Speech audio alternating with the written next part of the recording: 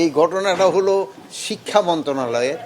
এখানে ঢাকা ইউনিভার্সিটি ছাত্রদের সাথে 7 কলেজের ছাত্রদের যে একটা মানে হয়েছে, বাকবিতণ্ডা যেটা হয়েছে, এটা শিক্ষা মন্ত্রণালয়ের সাবজেক্ট।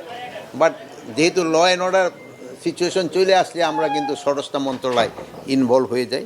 তো বাট একটা ছোটোখাটো একটা ঘটনা নিয়েই কিন্তু এই ঘটনাটা সূত্রপাত। তা আমার মনে হয় এটা আলোচনার মাধ্যমে এইটা সমস্যাটা সমাধান হয়ে যেতে পারে।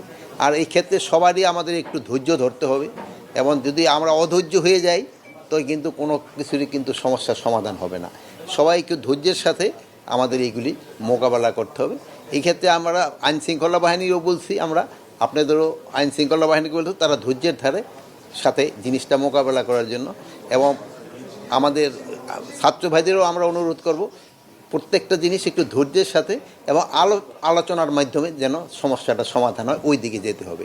আর অনেক সময় আছে যদি কোনো কিছু হয় করতে হয়, তো রাস্তাটা ব্লক না করে যে জায়গায় ধরেন তাদের মাঠ আছে অথবা আমাদের সরোয়ার্দী উদ্যান আছে, এই সব জায়গায় এসে যদি প্রতিবাদটা করে সবচেয়ে ভালো। তা না হলে রাস্তাঘাটের এইটা বন্ধ করলে একটা যানজটের হয়, এটা কিন্তু জনগণ কিন্তু একটা দুর্ভোগের ভিতরে পড়ে।